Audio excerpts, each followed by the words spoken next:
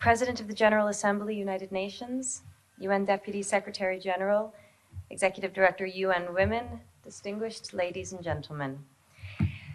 When I was a very young person, I began my career as an actress. Whenever my mother wasn't free to drive me into Manhattan for auditions, I would take the train from suburban New Jersey and meet my father, who would have left his desk at the law office where he worked, and we would meet under the upper platform arrival and departure sign in Penn Station. We would then get on the subway together, and when we surfaced, he would ask me, "Which way is north?" I wasn't very good at finding north in the beginning, but I auditioned a fair amount, and so my dad kept asking me, "Which way is north?" Over time, I got better at finding it. I was struck by that memory yesterday while boarding the plane to come here, not just by how far my life has come since then, but by how meaningful that seemingly small lesson has been.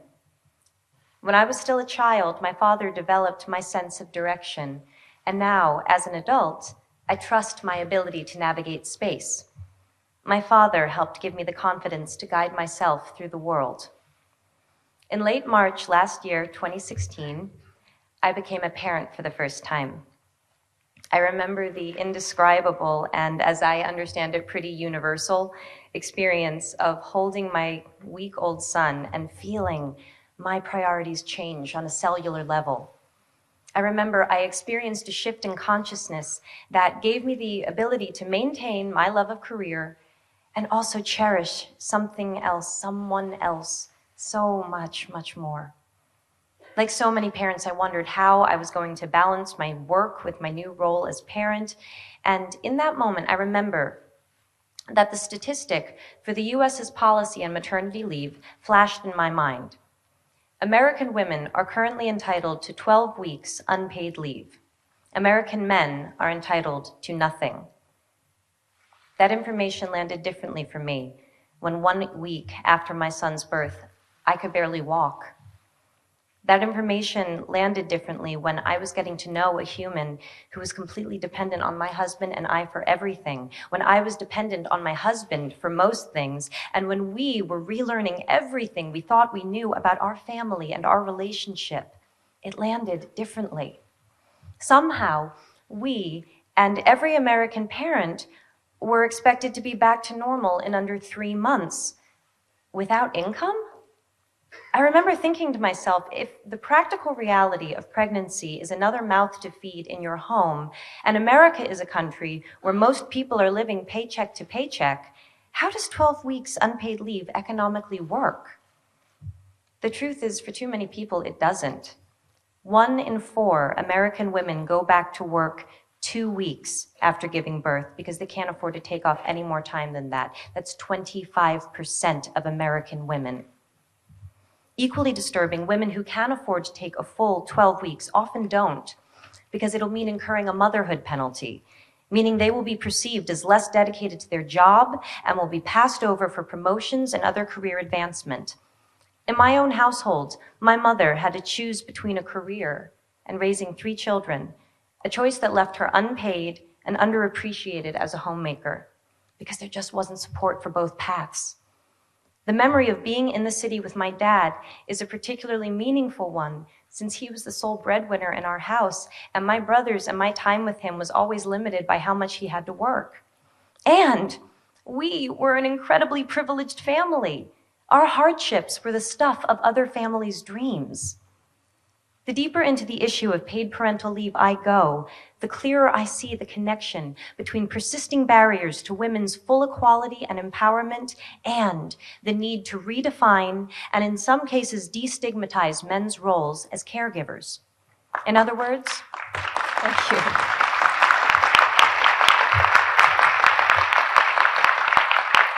In other words, in order to liberate women, we need to liberate men. The assumption and common practice that women and girls look after the home and the family is a stubborn and very real stereotype that not only discriminates against women, but limits men's participation and connection within the family and society. These limitations have broad-ranging and significant effects for them and for the children. We know this. So why do we continue to undervalue fathers and overburden mothers? Paid parental leave is not about taking days off work. It's about creating the freedom to define roles, to choose how to invest time, and to establish new positive cycles of behavior. Companies that have offered paid parental leave for employees have reported improved employee retention, reduced absenteeism and training costs, and boosted productivity and morale. Far from not being able to afford to have paid parental leave, it seems we can't afford not to. In fact, a study in Sweden showed that for every month fathers took paternity leave, the mother's income increased by 6.7%. That's 6.7% more economic freedom for the whole family. Data from the International Men and Gender Equality Survey shows that most fathers report that they would work less if it meant that they could spend more time with their children. And picking up on the thread that the Prime Minister mentioned, I'd like to ask, how many of us here today saw our dads enough growing up? How many of you dads here see your kids enough now? We need to help each other if we are going to grow.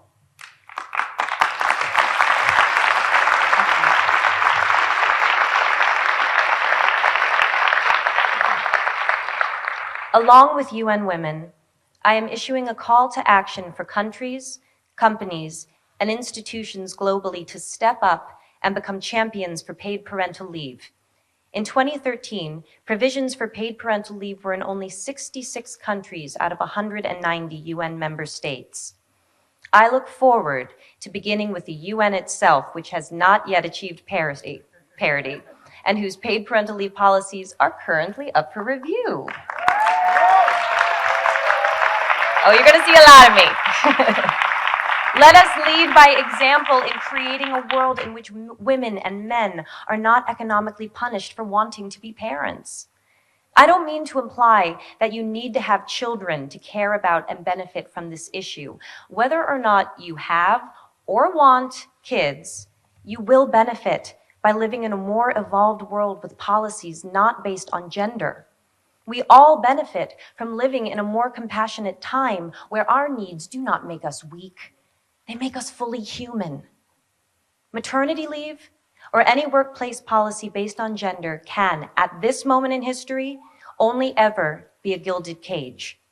Though it was created to make life easier for women, we now know it creates a perception of women as being inconvenient to the workplace.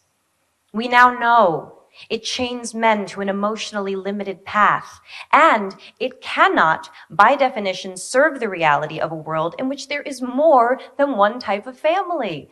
Because in the modern world, some families have two daddies. How exactly does maternity leave serve them?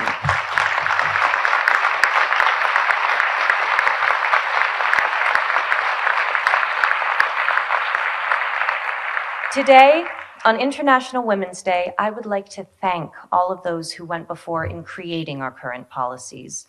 Let us honor them and build upon what they started by shifting our language and therefore our consciousness away from gender and towards opportunity. Let us honor our own parents' sacrifice by creating a path for a more fair, farther-reaching truth to define all of our lives, especially the lives of our children. Because paid parental leave does more than give more time for parents to spend with their kids. It changes the story of what children observe and will from themselves imagine possible. I see cause for hope. In my own country, the United States, currently the only high-income country in the world without paid maternity, let alone parental leave, great work has begun in the states of New York, California, New Jersey, Rhode Island, and Washington, which are currently all implementing paid parental leave programs. First Lady Chirlane McCray and Mayor Bill de Blasio have granted paid parental leave to over 20,000 government employees in New York City. We can do this. Bringing about change cannot just be the responsibility of those who need it most. We must have the support of those in the highest levels of power if we are ever to achieve parity.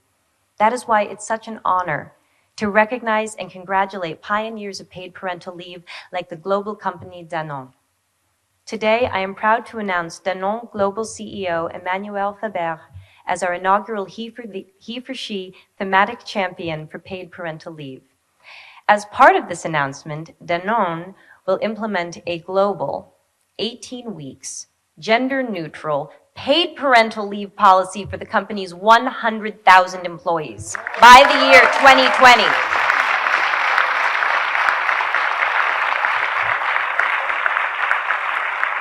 Monsieur Faber, when Ambassador Emma Watson delivered her now iconic He for She speech and stated that if we live in a world where men occupy a majority of positions of power, we need men to believe in the necessity of change, I believe she was speaking about visionaries like you. Merci.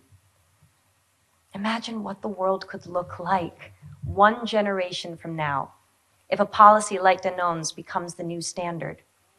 If 100,000 people become 100 million, 1 billion, more. Every generation must find their north. When women around the world demanded the right to vote, we took a fundamental step towards equality. North. When same-sex marriage was passed in the US, we put an end to a discriminatory law. North. When millions of men and boys and prime ministers and deputy directors of the UN, the president of the General Assembly, that's what happens when I go off script. When men, like the men in this room and around the world, the ones we cannot see, the ones who support us in ways we cannot know but we feel, when they answered Emma Watson's call to be he for she, the world grew. North. We must ask ourselves, how will we be more tomorrow than we are today? The whole world grows when people like you and me take a stand because we know that beyond the idea of how men and women are different, there is a deeper truth, that love is love and parents are parents. Thank you.